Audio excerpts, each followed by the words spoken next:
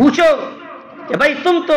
محمد رسول اللہ صلی اللہ علیہ وسلم کے نام لینے والے ہو، تمہاری نسبت تو اسلام کے ساتھ ہے، تم یہ کون سے کام کرتے ہو؟ کہتے ہمیں دباؤ ہے، ہمیں آرڈر آیا ہے کہ اللہ کے آرڈر سے بڑھ کر کسی اور کا آرڈر ہو سکتا ہے، کہ اللہ کے حکم سے بڑھ کر کسی اور کا حکم ہو سکتا ہے؟ ہرگز بھی نہیں۔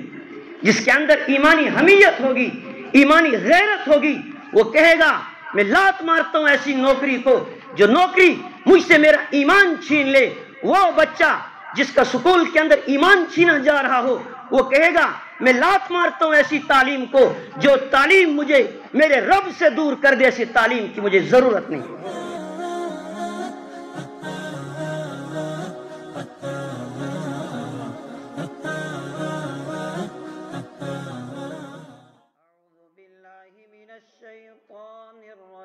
بسم اللہ الرحمن الرحیم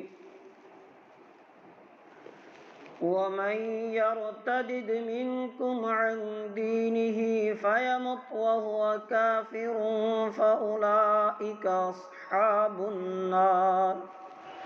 فأولئك حبطت أعمالهم في الدنيا والآخرة وأولئك أصحاب النار هم فيها خالدون صدق اللہ العظیم۔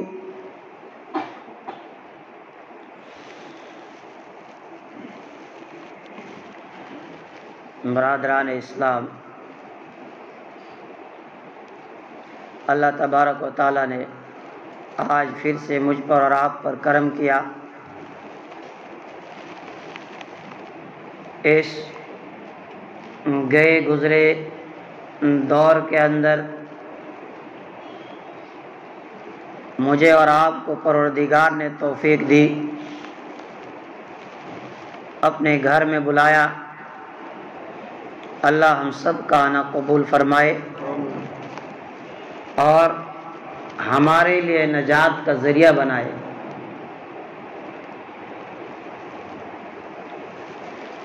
گزشتہ جمعہ آپ حضرات کے سامنے ایمان کے تعلق سے چند باتیں بیان کی تھی۔ انسان کے پاس اللہ کی دی ہوئی نعمتوں میں سے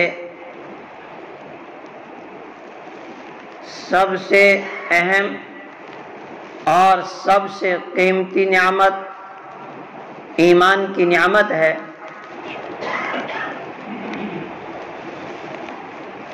اگر کسی کی زندگی میں ایمان نہیں، ایمان کے ساتھ وہ آدمی اس دنیا سے نہیں گیا، کفر پر آدمی کی موت آئی، پروردگار اعلان کر رہا خسر الدنیا والآخرہ ذالک هو الخسران المبین۔ اس آدمی کا نقصان، اس آدمی کا یہ خسارہ، یہ صرف دنیا کا نہیں، خسر الدنیا والآخرہ، دنیا میں بھی یہ انسان خسارے میں ہے، نقصان میں ہے، اور اس آدمی کی آخرت بھی تباہ ہے، اس آدمی کی آخرت بھی برباد ہے۔ ذالک هو الخسران المبین، میں یہ ہے سب سے بڑا نقصان، سب سے بڑا خسارہ۔ اس خسارے سے، اس نقصان سے بڑھ کر کوئی اور نقصان نہیں ہے۔ دنیا میں آدمی کو نقصان ہوا، اس نقصان کی بھرپائی ہو سکتی ہے، لیکن آخرت کا نقصان، انسان اس دنیا سے اگر یوں ہی چلا گیا،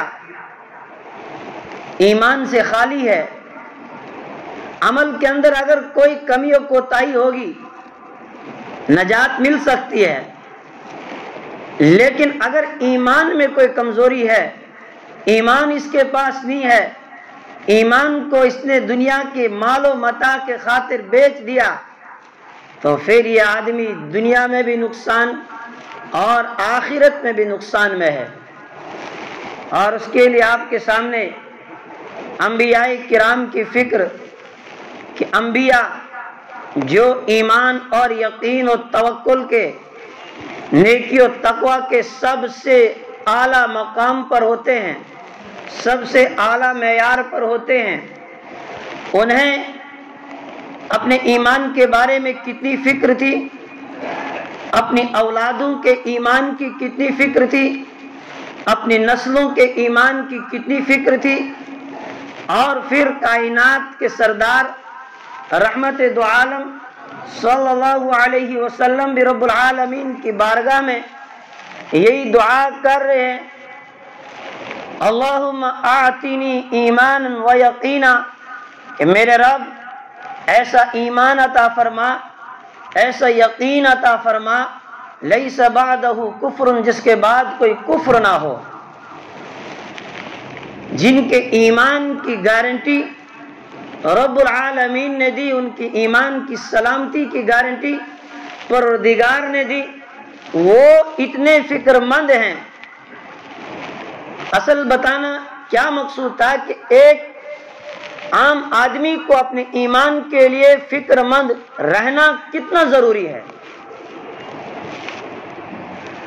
حضرت ابو ہریرہ رضی اللہ تعالی عنہ کی ایک روایت ہے،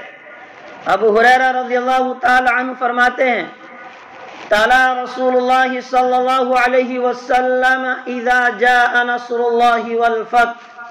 ورأيت الناس يدخلون في دین اللہ افواجا۔ نبی اکرم صلی اللہ علیہ وسلم نے سورۃ النصر کی ان آیات کی تلاوت کی، اذا جاء نصر اللہ والفتح، کہ جب اللہ کی مدد اور فتح آ جائے گی، وَرَأَيْتَ النَّاسَ يَدْخُلُونَ فِي دِينِ اللَّهِ أَفْوَاجًا، کہ آپ لوگوں کو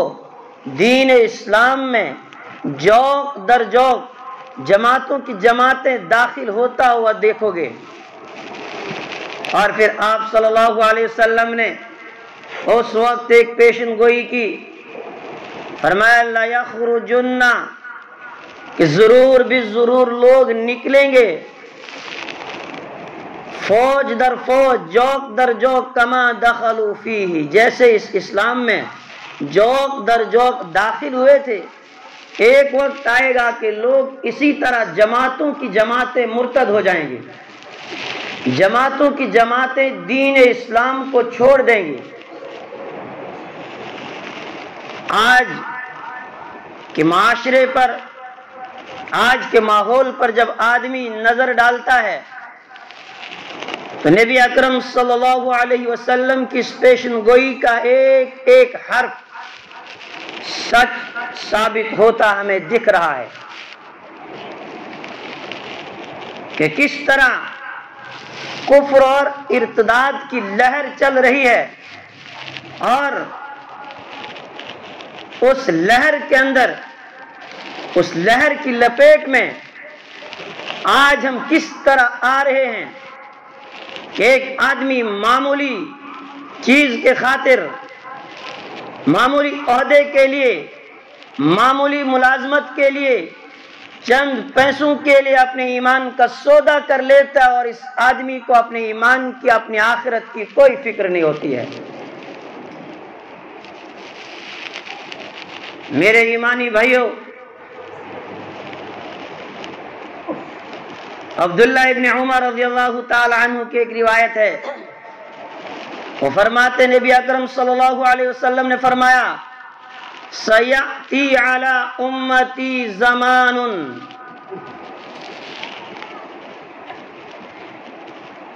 کہ میری امت پر ایک ایسا زمانہ آئے گا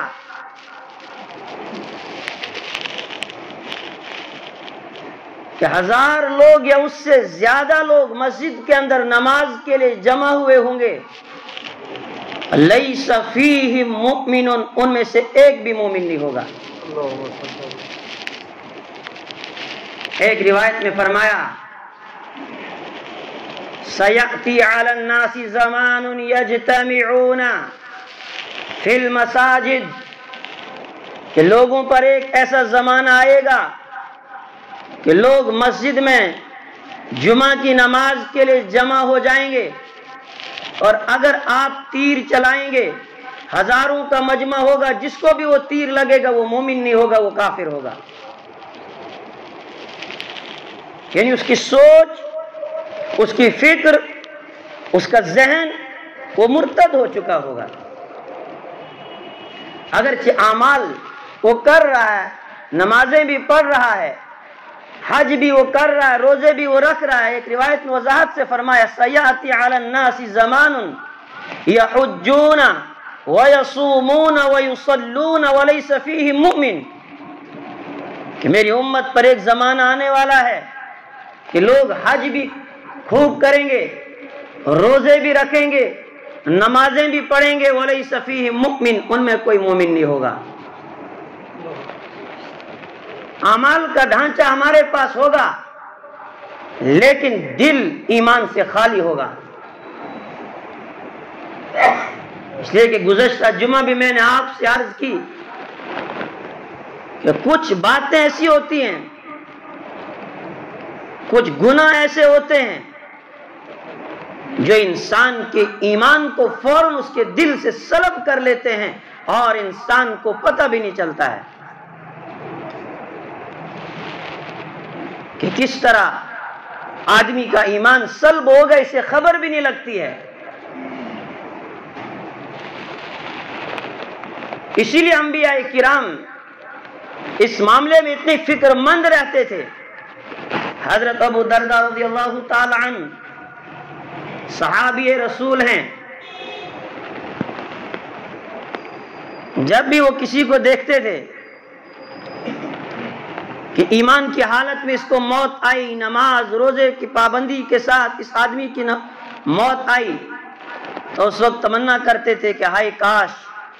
اس شخص کی جگہ میری موت آئی ہوتی۔ ام درداء رضی اللہ تعالی عنہا نے ان سے پوچھا کہ ابو درداء آپ یہ بات کیوں کہتے ہو؟ جب بھی کسی ایمان والے کا ایمان پر موت آتی آپ کہتے ہو کاش اس کی جگہ میری موت آئی ہوتی۔ میں نے کہا اس لیے کہتا ہوں کہ کوئی بھروسہ نہیں، آدمی صبح ایمان کی حالت میں ہوتا ہے شام کو منافق ہو جاتا ہے، صبح ایمان کی حالت میں ہوتا ہے شام کو آدمی کافر ہو جاتا ہے۔ کہا اس لیے میں اس آدمی کو بہتر سمجھتا ہوں کہ جو دنیا سے گیا ایمان کے ساتھ گیا، اعمال پر قائم تھا، دنیا سے چلا گیا، میں چاہتا ہوں کہ کاش میری موت اس طرح آ جائے کہ میں ایمان پر قائم ہوں، خاتمہ بالخیر ہو، کہ میں ایمان کی سلامتی کے ساتھ اس دنیا سے جاؤں۔ میں اپنی کامیابی اسی میں سمجھتا ہوں۔ اس لیے تو نبی اکرم صلی اللہ علیہ وسلم نے اپنی امت کو جھنجھوڑا اور خطاب کیا، او میری امت کے لوگوں بادروا بالاعمال الصالحہ، نیکی کے کاموں میں سبقت کرو، نیکی کے کاموں میں جلدی کرو، اس دن کے آنے سے پہلے کہ تمہارے اوپر رات کی اندھیری کی طرح، رات کی تاریکی کی طرح فتنے رونما ہو جائیں گے۔ اور فتنے کیسے ہوں گے؟ یصبح الرجل مؤمنا ویمسی کافرا، صبح آدمی ایمان والا شام کو کافر، شام کو ایمان والا صبح کافر۔ یا رسول اللہ کب ہوگا ایسا؟ کیوں ہوگا ایسا؟ فرمایا یبیع دینہ بعرض من الدنیا،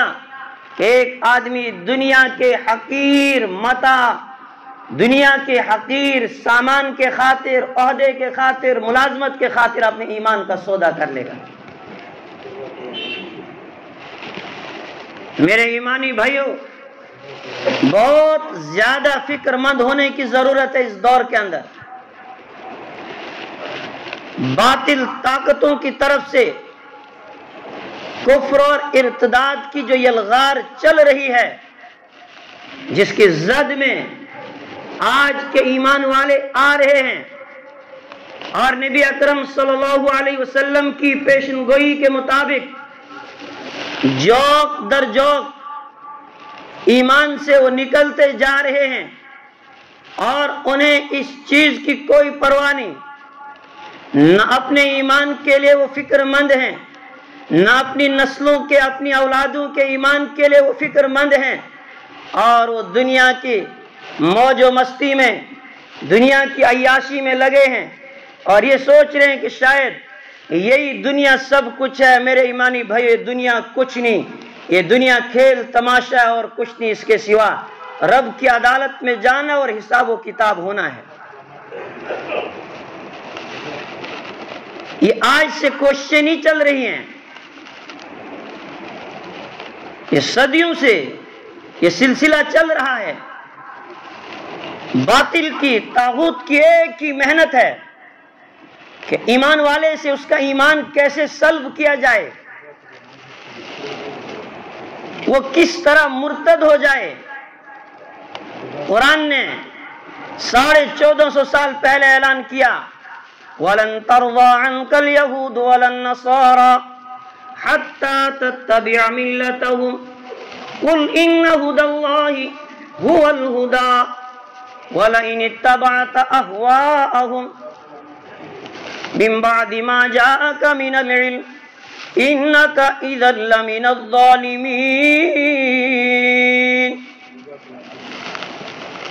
فرمائے یہودی، یہ عیسائی یا دنیا کا کوئی بھی مذہب جو دین اسلام سے ہٹ کر ہو، فرمائے تمام لوگ یہ چاہتے ہیں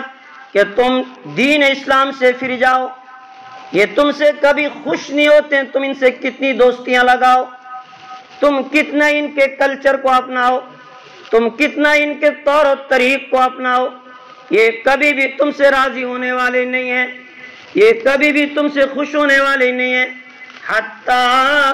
تَتَّبِعَ مِلَّتَهُمْ، یہاں تک کہ تم بھی ان کا دین اختیار کرنے لگ جاؤ، یہاں تک کہ تم بھی ان کے طریقوں کو ماننے لگ جاؤ۔ اور آگے فرمایا وَلَئِنِ اتَّبَعْتَ أَهْوَاءَهُمْ، اگر آپ نے پیروی کی، اگر آپ نے اتباع کی ان کی خواہشات کی، اگر آپ نے ان کی بات کو مان لیا، مِن بَعْدِ مَا جَاءَكَ مِنَ الْعِلْمِ، جب کہ آپ کے پاس علم آ چکا ہے، ہدایت کا نور آپ کے پاس آ چکا ہے، ہدایت کے اس نور کے آنے کے بعد بھی اگر آپ ان سے تعلقات قائم کرتے ہیں، ان کے طور و طریق کو اپناتے ہیں، ان کے کلچر کو اپناتے ہیں، اور شریعت محمدیہ کو چھوڑ کر، ان کے طور و طریق کو چھوڑ کر آپ زندگی گزارتے ہیں، إِنَّكَ إِذًا لَّمِنَ الظَّالِمِينَ، یاد رکھنا تب تو آپ ظالم ہیں، آپ سے بڑا ظالم کوئی نہیں کہ آپ کے پاس آسمانی ہدایت آئی، آپ نے اس آسمانی ہدایت کو چھوڑ کر دوسرا طور و طریق اختیار کیا۔ اعلان ہوا عرفات کے میدان میں، اليوم اکملت لکم دینکم واتممت علیکم نعمتی ورضیت لکم الاسلام دینا۔ اور ساری دنیا کے لوگوں، آج یہ اعلان سن لو، میں نے آج اپنے دین کو مکمل کر دیا تمہارے لیے، وَرَضِيتُ لَكُمُ الْإِسْلَامَ دِينًا، اور دین اسلام کو ہی میں نے تمہارے لیے مذہب کے طور پر پسند کیا ہے۔ إِنَّ الدِّينَ عِندَ اللَّهِ الْإِسْلَامِ، اللہ کے نزدیک اگر کوئی قابل قبول دین ہے وہ دین اسلام ہے۔ وَمَن يَبْتَغِ غَيْرَ الْإِسْلَامِ دِينًا فَلَن يُقْبَلَ مِنْهُ وَهُوَ فِي الْآخِرَةِ مِنَ الْخَاسِرِينَ، جو کوئی آدمی دین اسلام کو چھوڑ کر کوئی اور مذہب اختیار کرے، کوئی اور طور و طریقہ لے لیتا ہے، فرمایا اللہ کے یہاں وہ قابل قبول نہیں ہے، اللہ اس کو کبھی بھی قبول نہیں کرے گا، اور یہ آخرت میں نقصان میں، خسارے میں، اس انسان نے اپنی آخرت کو برباد کر دیا، اس انسان نے اپنی آخرت کو تباہ کر دیا۔ مولانا علی میاں ندوی رحمۃ اللہ علیہ نے 60 سال پہلے ایک رسالہ لکھا جس میں انہوں نے لوگوں کو بیدار کرنے کی کوشش کی کہ لوگوں جاگ جاؤ، تمہارے ایمان کے لٹیرے، تمہاری نسلوں کے ایمان کے لٹیرے آ چکے ہیں، لہذا اپنی آئندہ آنے والی نسلوں کے ایمان کی فکر کرو۔ اور انہوں نے اس پر تبصرہ کرتے ہوئے لکھا کہ جب انگریز کا دور تھا، اس دور میں اسکولوں اور کالجوں اور یونیورسٹیوں کا جو تعلیمی نصاب ہوا کرتا تھا، جو سلیبس تھا، اس سلیبس کے اندر کتوں اور بلیوں اور بندروں کی کہانیاں ہوا کرتی تھی۔ بچہ صبح جاتا تھا، وہی کتوں اور بلیوں والی کہانیاں پڑھ کے آتا تھا، اس سے اس کے ایمان پر اور اس کے عقیدے کے اوپر کوئی زد نہیں آتی تھی، کوئی فرق نہیں پڑتا تھا۔ لیکن انہوں نے 60 سال پہلے خبردار کیا کہ اب جو اسکولوں کے اندر نصاب اور جو سلیبس لایا جا رہا ہے، اس کے اندر ایسے سبجیکٹ داخل کیے جا رہے ہیں جس سے صاف طور پر بچوں کے عقائد کے اوپر زد پڑنے والی ہے، جو صاف طور پر بچوں کے عقائد کو خراب کرنے والے ہیں۔ پھر آپ موازنہ کریں پہلے نصاب کا اور آج کے نصاب کا، پھر آپ دیکھیں کہ آج کے نصاب کے اندر کیسی کیسی چیزیں داخل کی گئی ہیں۔ اس لیے کہ جو معصوم بچہ سکول جائے گا، جس کے دل کی تختی بالکل صاف و شفاف ہے، اس تختی کے اوپر کوئی بھی چیز نقش کر دو، وہ نقش آخر تک رہے گا، وہ نقش پھر مٹے گا نہیں۔ باطل طاقتوں کی یہ محنت رہی کہ ان کے بچوں کے دلوں کے اوپر آج سے یہ ساری چیزیں نقش کر دو تاکہ اس کے اثرات آخر تک رہیں۔ اور